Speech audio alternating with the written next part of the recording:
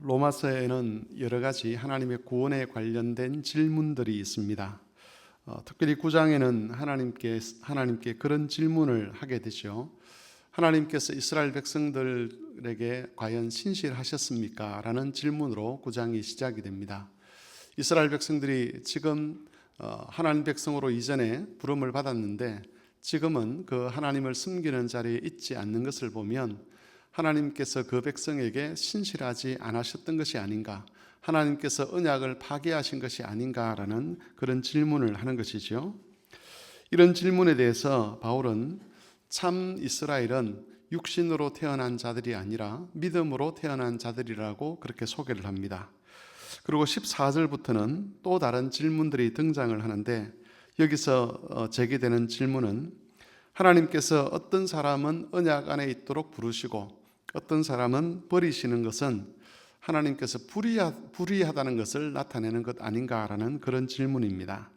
이에 대해서 바울은 두 가지로 답을 합니다. 첫 번째는 구원을 받고 안 받고의 문제는 사람의 어떤 열심이나 또 외적 조건이나 그런 것에 의해서 결정되는 것이 아니라 오직 하나님의 뜻에 의해서 결정되는 것이다 라고 이야기를 합니다.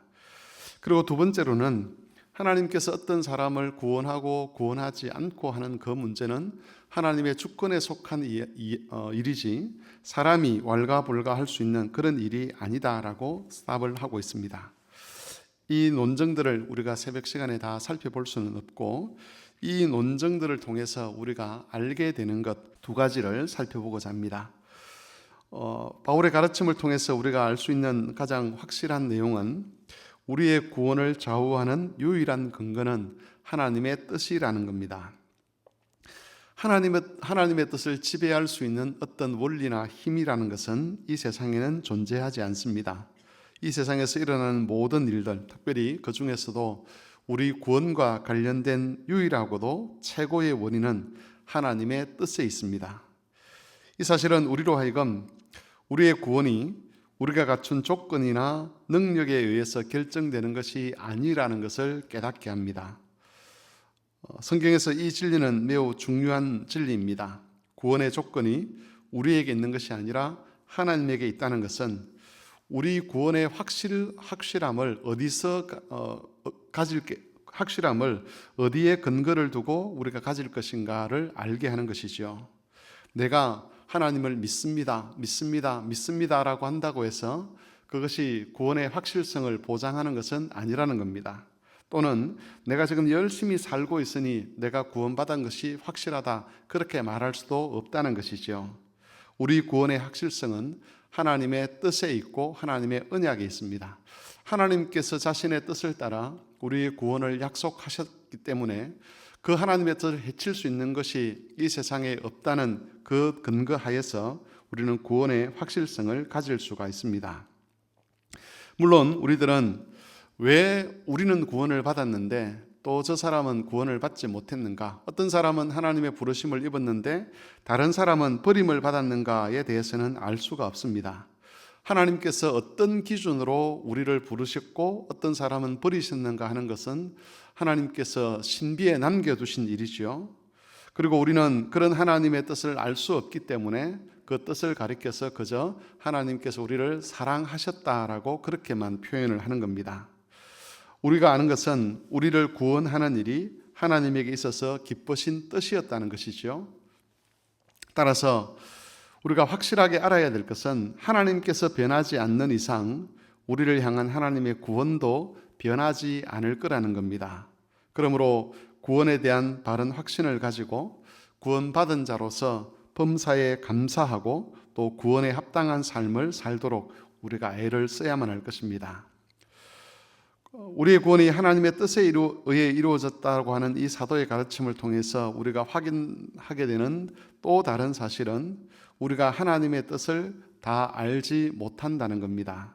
제가 앞에서도 말씀을 드렸지만 왜 어떤 사람은 구원을 하고 어떤 사람은 구원하지 아니하시는가에 대해서 우리는 하나님의 그 기쁘신 뜻을 알 수가 없습니다. 그래서 바울 사도는 로마서 11장 33절에서 이렇게 고백을 합니다.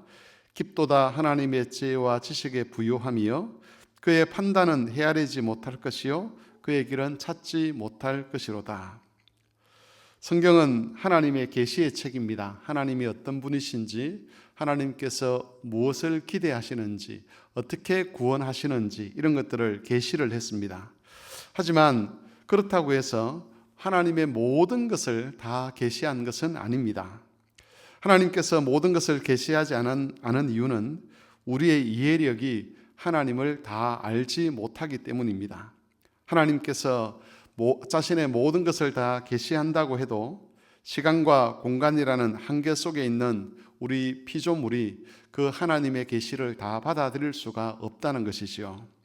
그래서 하나님은 우리가 이해할 수 있는 수준에서 자신을 계시하시고 그 외의 것은 신비로 남겨두셨습니다. 성경을 읽다 보면 이쪽에서는 이 말을 하고 다른 곳에서는 앞에서 읽은 것과는 모순되는 듯한 그런 내용들이 등장할 때가 있습니다. 그것은 우리 인간의 이해력이 하나님을 다 알지 못하기 때문에 하나님께서 그저 자신을 계시하시고 믿음으로 받아들이기를 요구하시는 것이죠. 이것을 인정하지 못하고 하나님을 다 알아보겠다라고 하고 덤벼들게 되면 결국 잘못된 결론을 내릴 수밖에 없고 그 잘못된 결론에 의해서 잘못된 길로 빠질 수밖에 없는 것입니다. 그래서 우리는 하나님의 말씀 앞에서 겸손해야만 합니다. 우리가 하나님을 다 알지 못한다는 것을 인정해야 한다는 것이죠. 우리의 한계를 인정하고 하나님께서 신비로 남겨두신 것에 대해서는 우리도 침묵할 줄 알아야 하는 것입니다. 대신 하나님께서 이미 계시하여 주신 것에 근거해서 우리의 믿음을 가지고 하나님을 섬길 수 있어야만 합니다. 하나님은 사람의 생각보다 크신 분입니다. 그리고 이 세상의 모든 지혜보다 더 크신 분입니다. 그 하나님의 크심과 영화로우심을 인정을 하고 겸손하게 주의 뜻을 기다리는 것이 하나님을 아는 사람들이 마땅히 보여야 될 자세일 것입니다. 오늘 두 가지를 말씀을 드렸습니다. 하나는 우리 구원이 하나님의 뜻에 의해서 이루어졌다는 것. 그래서 구원받은 자로서 더욱더 겸손하게 살아야 되고 하나님의 뜻에 합당하게 살아야 한다는 것. 두 번째로는 우리가 하나님의 모든 뜻을 다 알 수 없다는 것입니다. 그래서 겸손하게 하나님께서 계시하여 주신 것을 믿음으로 받고 그리고 그 믿음 안에서 주의 뜻을 기다리고 하나님을 섬기는 사람이 되어야 한다는 것입니다. 이것을 기억하셔서 오늘 하루도 우리가 구원받은 자인 것을 감사하고 하나님께서 이끌어 가시는 모든 삶에 대해서 감사하는 그런 하루를 살아가는 성도들이 되시기를 바랍니다.